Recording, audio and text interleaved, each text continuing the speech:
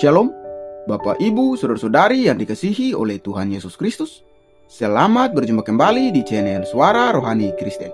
Pada kesempatan malam hari ini, kita akan sama-sama mendengarkan khotbah yang akan disampaikan oleh Ibu Pendeta Ibu Basjir tentang membangun rumah tangga yang senantiasa ada di dalam kasih Tuhan. Dan sebelum kita mendengarkan khotbah pada malam hari ini, saya akan membacakan satu ayat firman Tuhan yang terambil di dalam 1 Tawarik pasal 17 ayatnya yang ke-27. Kiranya engkau sekarang berkenan memberkati keluarga hambamu ini, supaya tetap ada di hadapanmu untuk selama-lamanya. Sebab apa yang engkau berkati, ya Tuhan, diberkati untuk selama-lamanya. Amin. Tepuk tangan sorak-sorai buat Tuhan. Iya, silakan duduk Bapak Ibu. Shalom. Bagaimana kabarnya? Luar biasa, karena kita punya Tuhan yang luar biasa. Iya, tema firman Tuhan hari ini adalah ya peran suami istri. Dan memang saudara tidak dapat dipungkiri bahwa keluarga itu adalah tempat pertama kita belajar bagaimana melakukan firman Tuhan. Amin. Langsung saja mari kita buka bersama Efesus pasal yang ke-5. Mulai ayat yang ke-20 saudara. Efesus 5 ayat yang ke-20 firman Tuhan berkata demikian. Ucaplah syukur senantiasa atas segala sesuatu dalam nama Tuhan kita Yesus Kristus kepada Allah dan Bapa kita. Dan rendahkanlah dirimu seorang kepada yang lain di dalam takut akan Tuhan. Ayat yang ke-21. Saudara, bagaimana kita bisa memulai sebuah pernikahan yang baik, yang belum punya suami dan istri, jangan bilang, wah saya salah kelas ini ya, salah server nih. Bagus Anda mendengar khotbah tentang rumah tangga, supaya punya gambaran, oh nanti besok mau berumah tangga yang seperti ini. Amin anak muda? Ya karena yang amin kok orang tua semua ya. Saya jangan GR ya menjadi anak muda ya, sudah beristri, sudah bersuami. Ini buat anak-anak muda jangan merasa salah tempat gitu ya. Kita ini ada di sini karena firman Tuhan itu akan memberi jalan yang benar bagi kita. Ya, dikatakan ucapkanlah syukur senantiasa atas segala sesuatu dalam nama Tuhan kita Yesus Kristus kepada Allah dan Bapa kita. Bapak Ibu ya, berapa tahun pun pernikahan kita hari ini tetaplah bersyukur untuk pasanganmu, katakan. Karena banyak yang sudah tidak bisa bersyukur buat pasangannya loh. Ya, yang bawa istri hari ini, coba lihat istrimu bilang, aku bersyukur Tuhan punya istri seperti ini.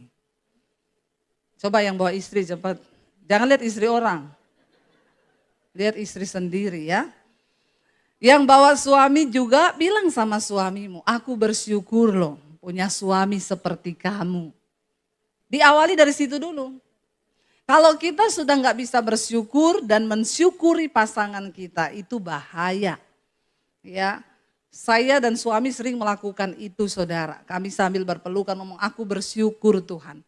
Punya suami seperti kamu, punya istri seperti kamu. Ya itu baik kita lakukan supaya rumah tangga kita ya senantiasa ada di dalam kasih Tuhan.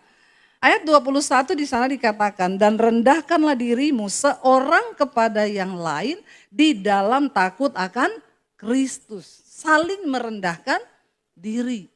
Ya, gampang atau susah? Saling merendahkan diri itu contohnya seperti apa? Begini saudara. Suami saya itu bilang begini, beda ya nyetir di Amerika sama di Indonesia. Ya, karena kebetulan kita juga di sana nyetir sendiri saudara. Ya, sudah diwanti-wanti waktu itu ke New York, hati-hati loh. Hati-hati setir di New York. Apalagi masuk Manhattan itu paling kacau, paling crowded, hati-hati. Jadi kita sudah takut saudara. Ya, begitu masuk New York di Manhattan, suami saya bilang, mana yang harus dihati-hatiin ya? Katanya hati-hati, ini mah gak ada apa-apanya sama Ciledug Raya. Ini mah gak ada apa-apanya sama Tanah Abang. Ya, Kita di sana mah mereka bilang itu kredit loh Bu. Nanti yang angkotnya itu, taksinya itu dekat-dekat dempet-dempet. Enggak ada, dia belum tahu di Jakarta. Motor itu tinggal 5 senti dari mobil ya, sehingga alarm bunyi terus nit nit nit nit nit karena ada motor mendekat toh. Saudara, suami saya itu bilang gini, lihat ya saya di Amerika ini, kalau di perempatan ketemu semua mobil pasti berhenti walaupun nggak ada rambu. Semua ngerem, lalu tangannya semua begini, silakan, silakan, silakan. Sampai nggak jalan-jalan. Karena semua mau saling memberi ya siapa yang duluan. Kalau di Indonesia perempatan apa yang terjadi? Tabrakan. Karena semua pengen duluan. Saudara, kalau semua saling merendahkan silakan duluan kan nggak terjadi tabrakan. Di dalam rumah tangga saling merendahkan diri itu seperti itu. Ya, kalau udah mau marah, suami istri mau marahan ngomong aja, kamu duluan saya marah. Amin. Enggak duluan kamu, jangan kamu aja. Jangan kamu aja. Karena orang sekarang itu kalau pacaran kita bikin romantis. Yang paling romantis, begitu nikah kita bikin menangis. Yang paling menangis, ya enggak? Di sini enggak ada. Di luar sana banyak. Saudara, ya bawa pernikahan kita itu di dalam Kristus, saling merendahkan diri. Artinya, ayo kalau semua dalam rumah tangga itu saling merendahkan diri, enggak akan ada pertengkaran. Nanti kita masuk lebih dalam lagi, siapkan hati suami dan istri, karena ini ayatnya cukup berat. Ayat 22, perhatikan judul perikopnya di sana di Alkitab. Kasih Kristus adalah dasar hidup suami istri. Kasih Kristus. Kalau orang tidak mengasihi Kristus, jangan coba-coba masuk di dalam rumah tangga. Makanya anak-anak muda, dengar baik yang mau cari jodoh yang takut akan Tuhan dan mengasihi Tuhan, dia menghormati Tuhan. Kalau dia nggak mengasihi Tuhan, jangan kau nikah sama dia. Tuhan aja nggak dikasihi, apalagi kau. Dengar baik-baik, ya. Dengar ini, yang muda-muda, apalagi yang perempuan. Jangan kelepek-kelepek sama gombalan laki-laki di luar sana. Ya, kalau dia tidak mengasihi Tuhan, tidak menghormati Tuhan. Ya, Tuhan aja tidak dia kasihi, apalagi kau kalau sudah menikah. Ya, banyak yang hanya makan di depan saja, termakan gombal, begitu masuk dalam pernikahan, aduh kenapa seperti ini? Saudara, kasih Kristus adalah dasar hidup suami istri. Nah banyak orang Kristen itu menikah tidak mengasihi Kristus. Menikah kacau balau. Kristen saja tidak cukup saudara. Apalagi sekarang banyak ajaran-ajaran baru muncul. Ya ini lagi viral tentang Kristen progresif. Ya. Wih, Kristen progresif. Iya, apa itu progresif? Menurut Kamus Bahasa Indonesia, progresif itu adalah sebuah perubahan yang terjadi karena ya tuntutan masyarakat, tuntutan zaman, budaya atau keadaan. Menurut mereka, firman Tuhan Alkitab sudah tidak relevan dengan keadaan zaman sekarang, makanya harus dirubah. Harusnya yang berubah itu kita, bukan firman Tuhan yang dirubah. Ya, pendapatnya saudara, ini sangat menyesatkan apalagi buat anak-anak muda, hati-hati karena memang menyenangkan telinga. Dia berkata bahwa Kristen progresif, yang pertama, dia nggak percaya bahwa orang diselamatkan hanya melalui Yesus Kristus Tuhan. Ya, dia bilang masa orang sebaik ini ya masuk neraka. Saudara, Alkitab bilang tanpa pengampunan dosa, kebaikan manusia itu seperti kain kotor. Amin.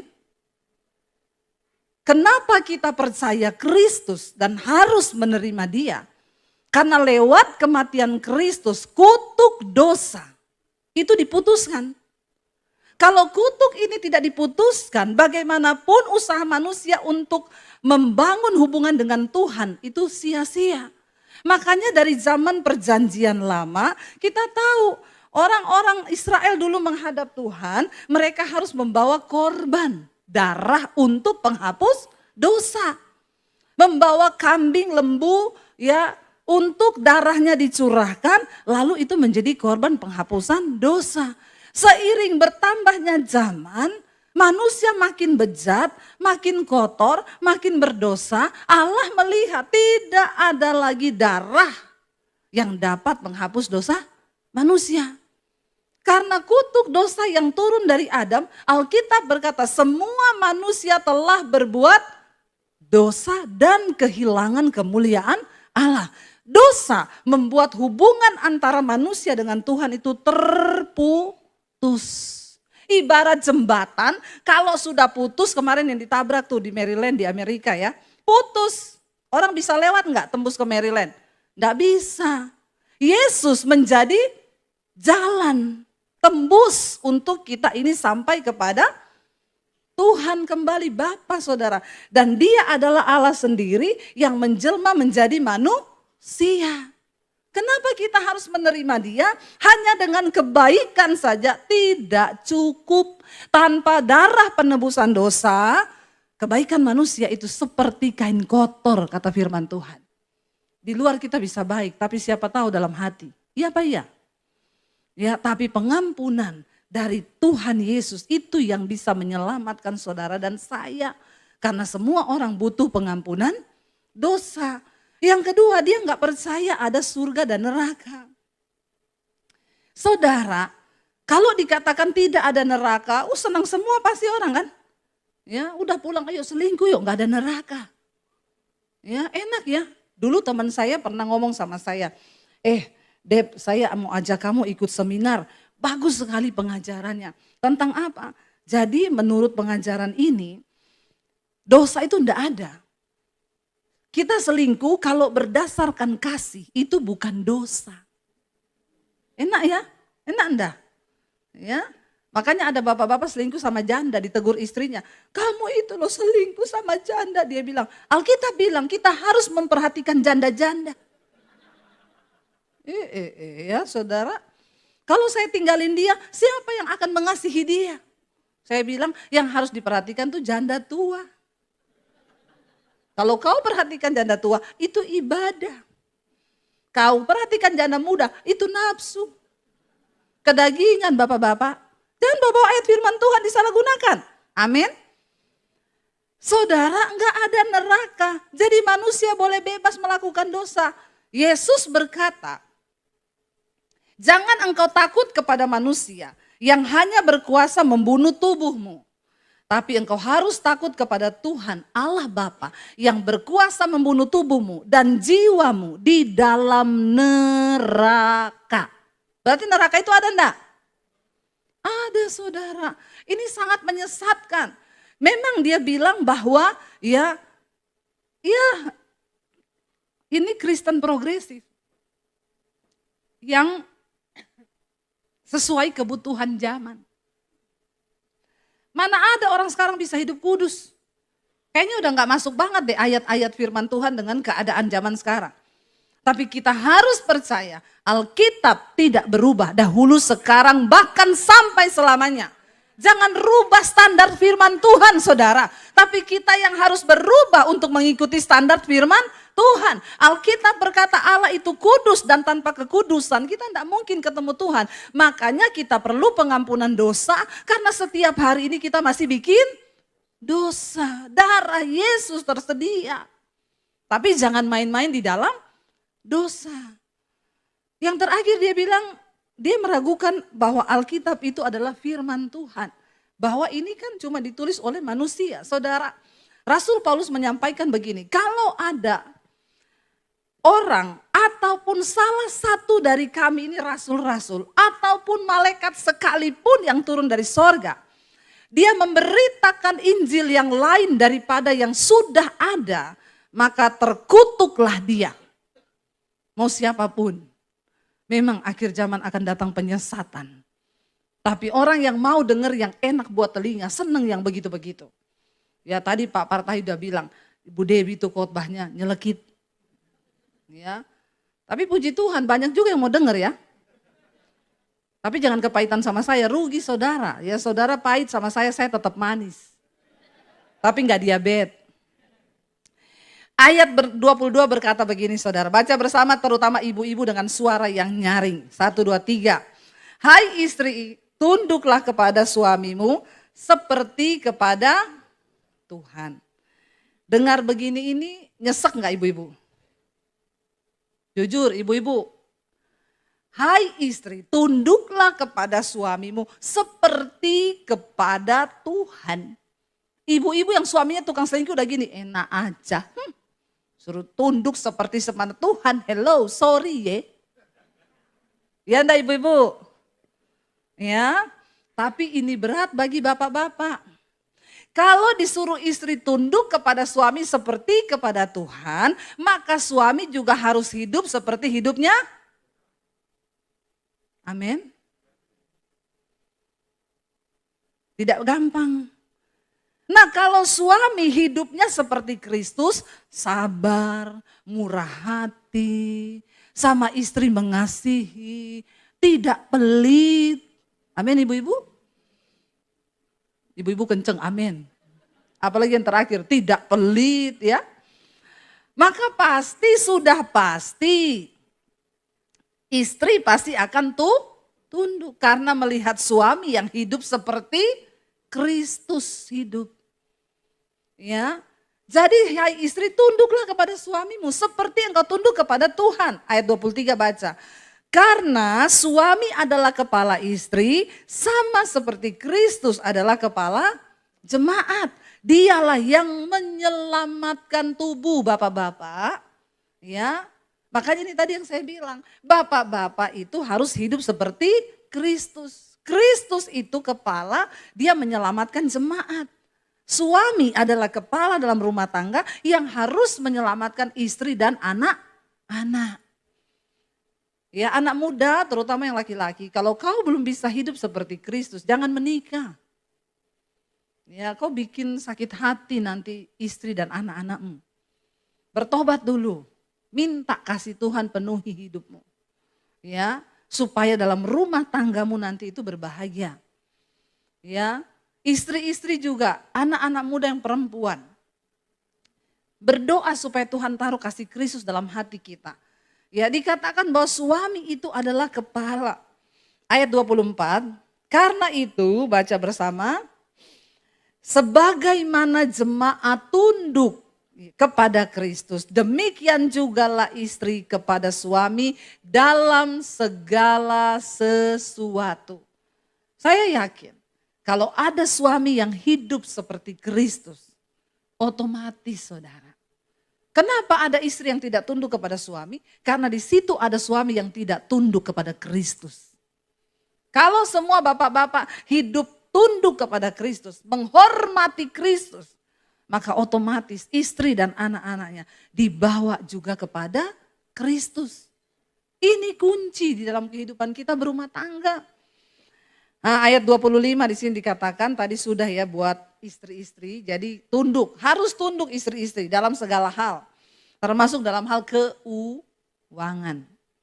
Masalah keuangan dalam rumah tangga ini bisa menjadi hal yang sangat memicu pertengkaran.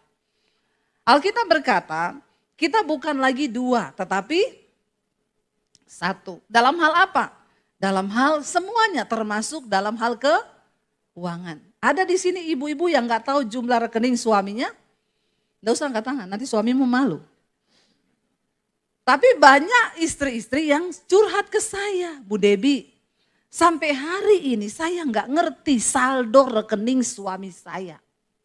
Hati-hati bapak-bapak, yang namanya mati itu nggak pernah ada pemberitahuan.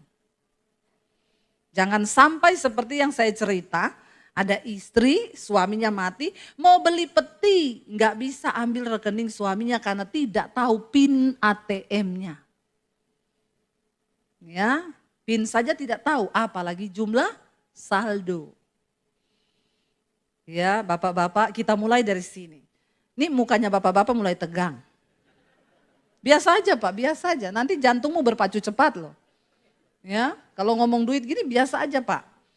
Ya, istri harus tahu jumlah rekening suami.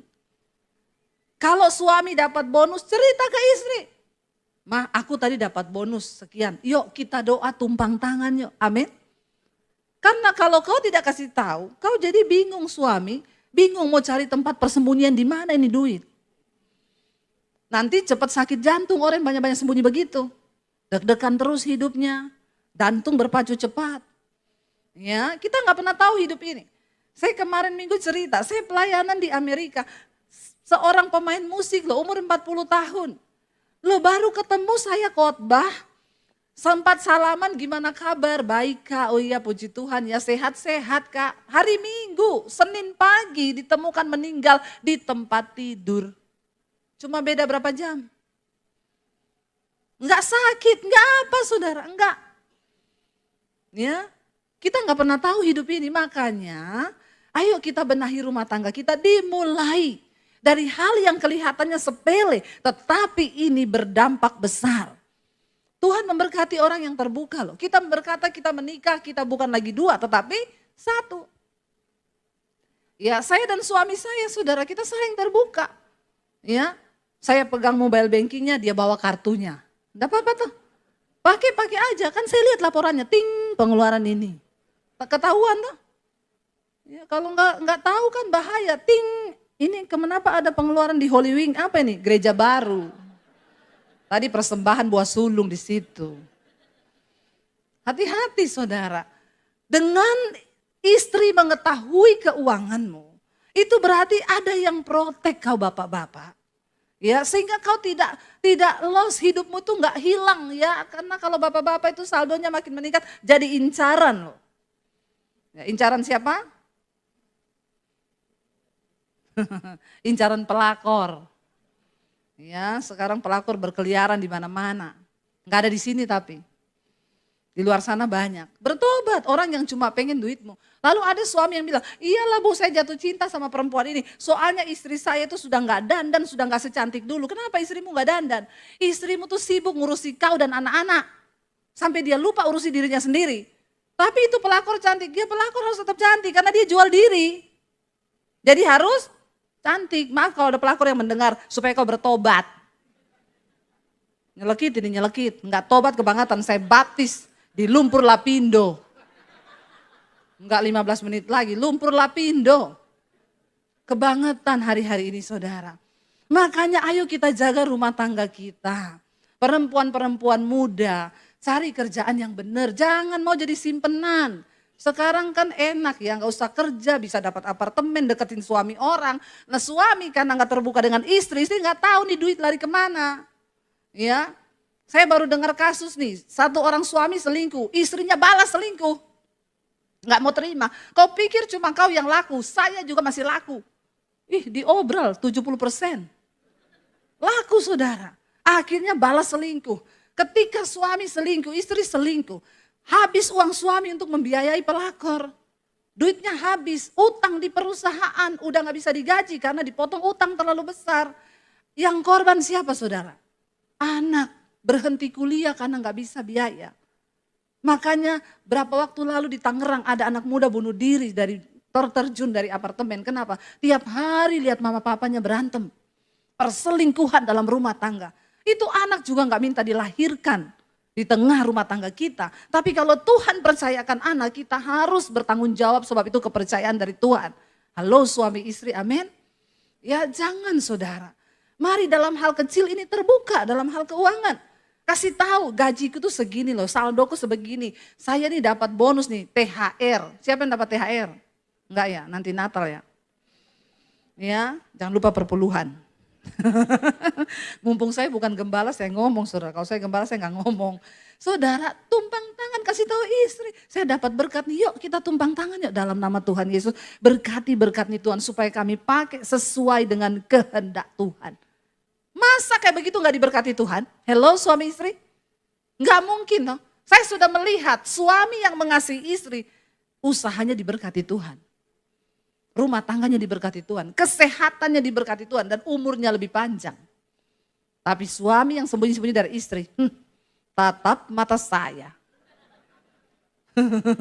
Ya, cepat mati kena serangan jantung. Makanya jangan coba-coba saudara ya. Hai suami, kasihilah istrimu sebagaimana Kristus telah mengasihi jemaat dan telah menyerahkan dirinya baginya. Suami dituntut menyerahkan hidupmu bagi istrimu loh. Berat enggak? Berat saudara. Ayat 26,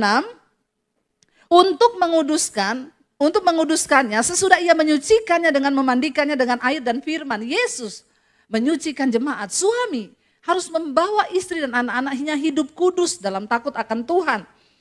Supaya dengan demikian ia menempatkan jemaat di hadapan dirinya dengan cemerlang tanpa cacat dan kerut. Atau yang serupa itu. Tetapi supaya jemaat kudus dan tidak bercela. Tugas suami membawa istri dan anak-anaknya kudus dan tidak bercela. Ingat Ayub, setiap kali anak-anaknya pergi pesta dugem, Ayub datang kepada Tuhan. Dia sembelih lembu sapi, Tuhan. Mungkin tadi malam anakku sudah buat dosa. Aku memohon pengampunanmu Tuhan atas dosa anak-anakku. Itu loh suami yang luar biasa. Jadi bapak-bapak engkau harus menjadi imam yang benar. Ayat 28, demikian juga suami harus mengasihi istrinya sama seperti tubuhnya sendiri. Ya, siapa yang mengasihi istrinya? Mengasihi dirinya sendiri. Jadi bapak-bapak, kalau engkau mengasihi istrimu itu sama dengan engkau mengasihi dirimu sendiri. Kalau kau goblok-goblokin istrimu sama dengan kau. Nah, ya, jadi kalau mau bilang istri goblok tunjukkan dulu sendiri. Goblok, goblok, goblok. Kan sama dengan memaki diri sendiri toh. Ya. Juga kalau kau memberi uang kepada istrimu itu sama dengan kau beri uang kepada bapak-bapak tolong bersuara. Suaranya yang rela. Saya ini hanya menerjemahkan firman Tuhan loh. Sesederhana mungkin supaya saudara ngerti, tapi jangan pura-pura nggak ngerti. Ya, jadi siapa yang mengasihi istri, mengasihi dirinya sendiri. Saya pakai ayat ini, kalau saya capek, saya pijetin. Kalau kau pijetin saya, seperti kau pijet dirimu sendiri. Ya, oh iya gitu saudara ya. Jadi ya kita belajar saudara, karena firman Tuhan itu ya dan amin.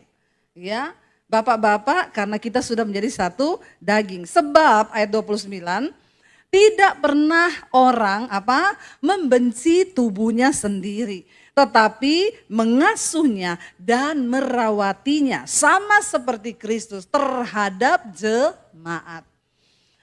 Ketika pertama kali Tuhan menciptakan Adam itu pelongo-pelongo saudara di Taman Eden.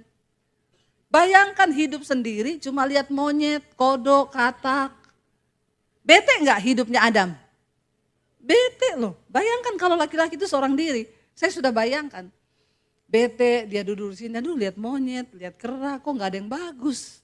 Lalu Tuhan berkata, tidak baik kalau laki-laki itu seorang diri saja, tidak baik. Ya, jadi yang belum menikah tidak baik. Ya, cepatlah menikah tapi berdoa jodoh yang dari Tuhan. Dan akhirnya ketika Adam tertidur, Tuhan mengambil tulang rusuknya, lalu diciptakannya lah seorang perempuan bagi Adam. Ketika Adam bangun, Adam lihat, ada yang indah nih. Ya, lalu Adam berkata kepada Tuhan, inilah tulang dari tulangku, daging dari dagingku. Berarti benar ayat ini bilang kan, kalau kau mengasihi istri, sama dengan kau kasihi daging dari dagingmu, tulang dari tulangmu. Sebelum mereka jatuh dalam dosa. Ketika mereka berbuat dosa. Jangan salahkan Hawa terus saudara ketika jatuh dalam dosa. Ya, banyak bapak-bapak bilang itu gara-gara perempuan bu, gara-gara Hawa itu. Kenapa dia tergoda? Iblis itu licik, dia tahu yang dia goda perempuan. Karena dia tahu perempuan itu dicipta sebagai seorang penolong. Makanya ketika itu Hawa digoda sama iblis. Kamu lihat buah itu, kalau kamu makan, kamu bisa jadi sama seperti Tuhan. Lalu ditawarkan, menggoda buah itu. Dikasih, Hawa makan. Ketika Hawa makan separoh, dasar wanita itu penolong, selalu ingat suami. Amin ibu-ibu. Lu ibu-ibu itu kalau pergi ke arisan, pergi diajak temen, pasti bawa bungkusan untuk ya toh, Suami itu buat orang rumah toh. Kalau orang Jawa bilang kirmah, mikir rumah. Itu ibu-ibu. Jadi Hawa teringatlah dia akan suaminya. Enak banget nih buah. Lalu dikasih kepada Adam. Coba kalau yang iblis goda Adam, dia makan sampai habis satu pohon. Dia enggak kasih istrinya. Satu pohon habis. Hawa tanya, habis ngapa Pak? Enggak ngapa-ngapa. Udah makan? Belum. Padahal ini kekenyangan. Iblis tahu kalau dia goda Adam, yang jatuh itu cuma Adam. Hawa tidak. Ibu-ibu artinya apa? Kita ini punya kuasa untuk mempengaruhi suami. Kita bisa pengaruhi suami ke hal yang jahat, kita juga bisa pengaruhi suami ke hal yang baik. Kita penolong loh. Kita bisa menolong mereka jatuh, kita juga bisa menolong mereka sukses. Awas loh kalau ada ibu-ibu yang begini. Itu loh makmu, dikit-dikit minta uang, dikit-dikit minta uang. Bertobat loh ibu-ibu. Ya. Atau kau justru manas-manasi suamimu. Itu iparmu yang satu itu. Udah gak usah lagi hubungan sama mereka. Sudah bosan aku dari dulu mengganggu hidup. Hati-hati loh. Jangan kau pengaruhi suamimu membenci keluarganya. Ini banyak terjadi di dalam kalangan Kristen. Seburuk apapun mertuamu, iparmu. Jangan kau suntik suamimu dengan racun untuk terus membenci keluarganya. Karena bagaimanapun juga suamimu berasal dari keluarganya. Maknya yang sekolahin dia, maknya yang lahirkan dia. Begitu dia sudah bisa cari duit, kau ambil. Maknya cuma minta duit sedikit, kau sudah marah. Ya, saya kasih tahu ke suami saya, kasih duit sama makmu. Jangan dari tangan saya terus, sekali-sekali dari tanganmu supaya makmu tahu bahwa dia mencintai, bahwa kau mencintai dia. Amin ibu-ibu. Ya, kita bisa menolong suami kita menjadi orang yang diberkati, tapi kita juga bisa membawa suami kita menjadi orang yang terkutuk oleh Tuhan. Ya, Hawa itu sudah membawa Adam jatuh. Nah, ketika mereka jatuh dalam dosa, ketakutan muncul. Dosa membawa ketakutan. Dosa membuat manusia terpisah dari Tuhan. Ketika Adam mendengar langkah kaki Tuhan, Adam lari bersembunyi, dia ketakutan terhadap Tuhan. Lalu Tuhan tanya, "Hai Adam, kenapa engkau takut?" Harusnya kan dia ngomong, "Kami sudah berdosa Tuhan. Aku dan daging dari dagingku dan tulang dari tulangku." Harusnya kan begitu tuh. Tapi ketika jatuh dalam dosa dia bilang apa? Ini loh perempuan yang kau taruh di sampingku ini berubah sudah. Udah gak ngomong daging dari dagingku. Tulang dari tulangku. Udah ngomong soto ini. Udah jadi soto nih daging dan tulang ini ya. Dia bilang perempuan yang kau taruh di sampingku. Ini bahasa yang sudah berubah. Makanya bapak-bapak ayo ya. Jangan kata-katai istrimu dengan kata-kata yang kasar. Dosa itu merusak hubungan. Ya, ayo kita kembali lagi, ya kita bikin romantis. Amin. Bikin paling romantis. Saya tuh kadang bangga melihat anak-anak saya bikin story, saya dan suami berjalan berdua bergandengan tangan. Di sini ada anak saya. Kadang dia tulis ini apa role model saya. Bangga dong saya sebagai orang tua, anak-anak saya menjadikan saya role modelnya. Mereka yang melihat kehidupan kami setiap hari. Ya apakah kami tiap hari ribut, berantem? Ya karena banyak orang pencitraan. Ke gereja berdua gandeng tangan. Padahal di rumah kayak kucing dan anjing. Kayak Tom and Jerry. Mari kita bertobat saudara. Jangan hidup dalam pencitraan. Supaya berkat Tuhan tercurah atas hidup kita. Dikatakan di sana saudara. Sebab tidak pernah orang membenci tubuhnya sendiri. Mana ada orang benci tubuhnya. Semua orang mengasihi tubuhnya dan ingin merawatnya ya dan ingin mengasuh tubuh ini itu sama seperti Kristus dengan jemaat, begitu juga suami. Karena kita adalah anggota tubuhnya. Sebab itu laki-laki akan meninggalkan ayahnya dan ibunya dan bersatu dengan istrinya sehingga keduanya itu menjadi satu daging. Rahasia ini besar, saudara, kalau engkau mengerti kunci berkat ya. Kunci berkat Tuhan itu dimulai dari kehidupan pernikahan dan rumah tangga kita. Makanya Alkitab berkata, Tuhan bilang, kalau ada orang hidup rukun bersama, kesitulah berkat Tuhan itu diperintahkan. Bayangkan loh, Tuhan perintahkan berkat ke sana, ke rumahnya Debbie Basir. Amin. Saudara berantem terus, Ya, baru mau dikirim berkat, lagi berantem. Malaikat bilang, lagi berantem Tuhan, mau kirim mobil lagi berantem. Nggak usah, kirim sama Debbie Basir saja. Ya, makanya bertobat, hidup rukun bersama. Ayat 33 sudah dikatakan, bagaimanapun juga, baca sama-sama ayat 33. Bagaimanapun juga bagi kamu masing-masing berlaku, kasihilah istrimu seperti dirimu sendiri, dan istri hendaklah menghormati suaminya.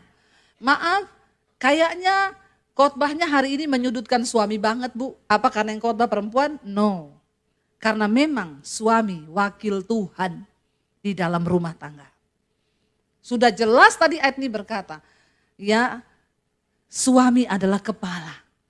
Seperti Kristus. Jadi urutannya begini saudara. Kristus di atas, suami ini tunduk kepada Kristus. Maka pasti istri tunduk kepada suami. Tapi kalau suami tidak tunduk dan mengasihi Kristus, maka pasti istri dan anak-anaknya juga tidak akan tunduk dan menghormatinya. Rusak hubungan itu. Karena itu kehidupan dalam sebuah keluarga sangat ditentukan oleh seorang suami yang mau sungguh-sungguh menghormati Tuhan. Lalu datang pertanyaan, Bu, kalau suami saya ini sudah terlanjur nih kita menikah, Bu, dia gak hormat sama Tuhan, boleh diganti gak, tukar tambah?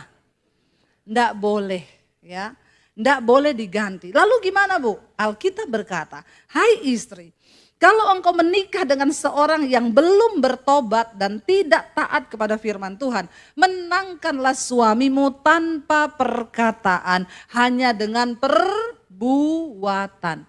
Istri-istri, kunci pertobatan suami kita itu cuma terletak di mulut kita ini loh.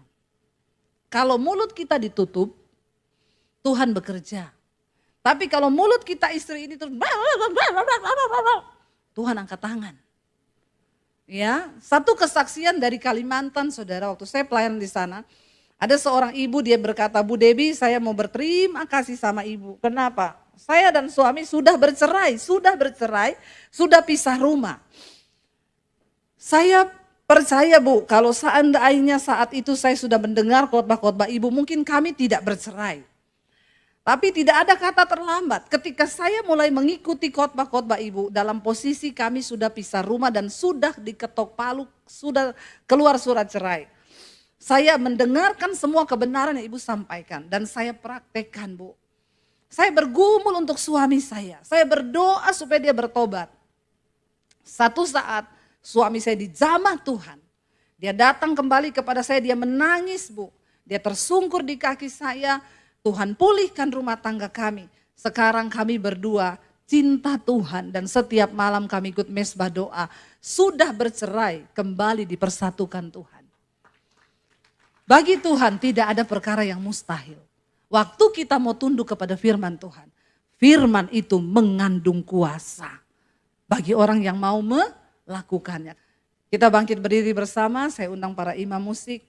Kita nyanyikan lagu Mengasihi, Mengasihi Lebih Sungguh. Bapak, Ibu, Saudara-saudari yang dikasihi oleh Tuhan Yesus Kristus, kita telah bersama-sama mendengarkan khotbah yang telah disampaikan oleh Ibu Pendeta Debbie Basir tentang membangun rumah tangga yang senantiasa ada di dalam kasih Tuhan. Kiranya lewat khotbah yang telah kita dengar pada malam hari ini, memberkati setiap kita orang percaya. Dan di akhir video ini, kita akan sama-sama menyaksikan suatu renungan firman Tuhan yang akan disampaikan oleh Ibu Cornelia. Selamat menyaksikan, Tuhan Yesus memberkati. Selamat malam, Bap Mama yang diberkati oleh Tuhan. Bila pada malam hari ini, mari kita kembali lagi di tempat yang semula. Mari kita mendengarkan firman. Di dalam Yohanes pasal 10 ayat yang pertama hingga ayat yang ke-12. Gembala yang baik. Ayat pertama, aku berkata kepadamu, sesungguhnya siapa yang masuk dalam kandang domba dengan tidak melalui pintu, tetapi dengan memanjat tembok. Ia adalah seorang pencuri dan seorang perampok. Ayat yang kedua dari firman Tuhan, di dalam firman dia katakan, tetapi siapa yang masuk melalui pintu, dia adalah gembala domba, untuk dia menjaga, membuka pintu, dan domba-domba mendengarkan suaranya, dan dia memanggil domba-dombanya masing-masing menurut namanya dan menuntun keluar. Di dalam ayat yang ketiga, untuk dia yang menjaga, membuka pintu, dan domba-domba mendengarkan suaranya, dan ia memanggil domba-domba masing-masing menurut namanya dan menuntun keluar.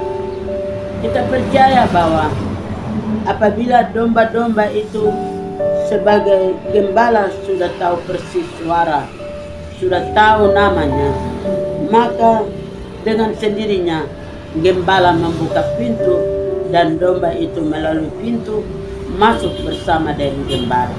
Sehingga di dalam ayat yang keempat dari firman Tuhan, jika semua dombanya telah dibawanya keluar, ia berjalan dan mengikuti dia karena mereka mengenal suaranya. Bapak mama saudara sekalian yang diberkati oleh Tuhan, gembala tahu nama domba-domba dan dia sendiri tanda akan suara domba-domba itu. Sehingga di dalam ayat yang kelima dia katakan, tetapi seorang asing pasti mereka ikut, malah mereka lari daripadanya. Karena suara orang-orang asing tidak mereka kenal. Kita semua tahu persis bahwa kita tahu suara gembala dan gembala tahu suara domba-domba. Bapak mama yang diberkati oleh Tuhan, dalam kehidupan kita tahu akan suara gembala dan gembala tahu persis akan jemaat di mana mereka berada. Bapak mama saudara sekalian yang diberkati oleh Tuhan, pada saat malam hari ini, mari kita mau melakukan segala sesuatu sesuai dengan rencana Tuhan. Ayat yang ke-6, itulah yang dikatakan Yesus dalam perumpamaan kepada mereka, tetapi mereka tidak mengerti apa maksudnya. Dia berkata demikian kepada mereka. Mari kita bersama dengan Tuhan, kita hidup di dalam pekerjaan Tuhan. Di dalam ayat yang ke-8, semua orang yang datang sebelum aku adalah pencuri dan perampok, dan domba-domba itu tidak mendengarkan mereka. Domba itu juga dia sendiri tahu bahwa ada gembala yang menggembalakan domba-domba itu. Mari kita sebagai orang percaya, kita yang menaruh perhatian kita kepada Tuhan gembala yang ada. Bapak mama saudara sekalian yang diberkati oleh Tuhan, di dalam ayat yang ke-9 dia katakan, akulah pintu, barang siapa masuk melalui aku, ia akan selamat, dan ia akan masuk dan keluar menemukan padang rumput. Jadi di dalam kehidupan kita butuh apapun dalam kehidupan kita, ternyata gembala tahu, dan gembala itu sendiri menuntun kita keluar di dalam kehidupan setiap orang yang percaya kepada Tuhan. Dan pintu adalah Yesus. Pintu itu adalah Yesus itu sendiri. Maka dengan sendirinya, mari kita mau selamat, kita mau ikut apa maunya Tuhan, dan gembala itu menuntun keluar untuk memberikan makan minum yang secukupnya. Di dalam ayat yang ke-10 Pencuri datang hanya untuk mencuri dan membunuh dan membinasakan. Aku datang supaya mereka mempunyai hidup dan mempunyai dalam segala limpahan.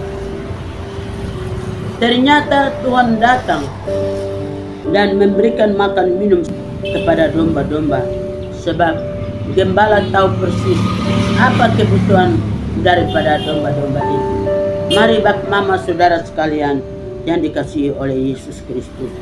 Di dalam ayat yang ke-11 dia katakan, akulah gembala yang baik. Gembala yang baik memberikan nyawanya lagi bagi domba-dombanya. Jadi gembala yang baik, dia membimbing, dia menuntun akan domba-domba. Mari bapa mama saudara sekalian yang diberkati oleh Tuhan. Tuhan akan memenuhi segala keperluan kebutuhan daripada domba-domba, dan domba-domba akan menemui kelimpahan dalam hidupnya. Mari bapa mama saudara sekalian yang diberkati oleh Tuhan. Kita pulang di dalam firman, kita kuat di dalam firman, kita percaya kita tidak akan sendirian. Biar pada malam hari ini kita pulang di dalam nama Bapa, Putra, dan Roh Kudus. Amin.